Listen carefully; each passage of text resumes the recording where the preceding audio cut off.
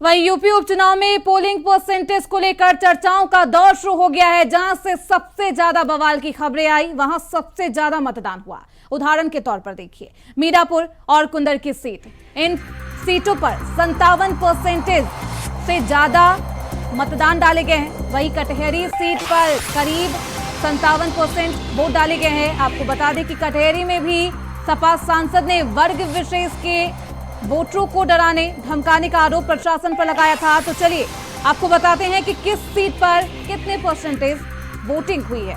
Mirapur 57% voting, Kundar की 57.72% voting हुई है। गाजियाबाद में 33.33%, फूलपुर में 43.44% मतदान किया गया है। खैर में 46.36%, सीसामऊ 49.13% मतदान किया गया है। मझुआ 50.14%, करहल में 54.10%, कटहरी में 56.9% मतदान किया गया है। तो चुनाव के बाद अब रिजल्ट की बारी है, लेकिन उससे पहले पोलिंग परसेंटेज लोगों को हैरान कर रहे हैं। जहां सबसे ज्यादा बवाल की खबरें सामने आई वहां पर सबसे ज्यादा वोटिंग परसेंटेज देखने को मिले। तो इस खबर पर ज्यादा जानकारी के साथ हमारे संवाददाता रमन मिश्रा हमारे साथ जुड़ चुके हैं। रमन, जहां सबसे ज्यादा बवाल हुआ वहीं पर सबसे ज्यादा मतदान भी डाले गए हैं।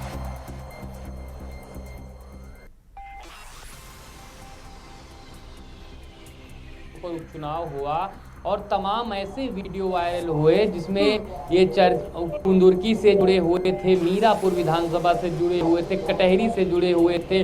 लगातार चाहे कुंदुरकी के सपा प्रत्याशी हाजी रिजवान रहे हों, चाहे मीरापुर की प्रत्याशी सुम्बुल राणा रही हों और उनके जो भी उनके साथी रहे हों, या फिर कटहरी में सपा प्रत्याशी शोभावती वर्मा या उनके पति सांसद लालजी वर्मा और कुछ हद तक सीसामऊ सीट पर नसीम सोलंकी, इन सीटों पर लगातार प्रशासन पर इल्जाम लगा था कि प्रशासन एक विशेष वर्ग यानी कि अल्पसंख्यक समाज को वोट देने से रोक रहा है, दबाव बना रहा है। और ये इल्जाम नामांकन के बाद से ही लगने लगा था और मतदान के एक रात पहले तक लगा और मतदान के वक्त भी लगा। कई ऐसे वीडियो भी वायरल हुए जिसमें पहचान पत्र पुलिस चेक कर रही थी। ऐसे में माना जा रहा था कि इन जगहों पर मतदान कम होगा और कुंदुरकी में तो सपा प्रत्याशी चुनाव को रद्द करने, मतदान को रद्द करने की भी मांग कर रहे हैं। लेकिन जिस तरीके से यहाँ पे मतदान हुआ है, कुंदुरकी में सबसे ज्यादा मतदान हुआ 57% से ज्यादा, मीरापुर में 57% से ज्यादा और कटहरी में लगभग 57%। यानी कि जिन 3 सीटों पर सबसे ज्यादा इल्जाम आरोप प्रत्यारोप लग रहे थे, उन सीटों पर सबसे ज्यादा मतदान हुआ है। इसका संदेश क्या माना जाए, ये तो नतीजे में साफ होंगे कि आखिर जो मतदान हुआ है ये किस तरीके से मतदान हुआ है, किस वर्ग के लोगों ने ज्यादा मतदान किया है, या फिर जितने भी इल्जाम थे वो कहीं ना कहीं से प्रोजेक्टेड इल्जाम थे और या फिर दूसरे वर्ग ने बहुत ज्यादा से वोटिंग की है।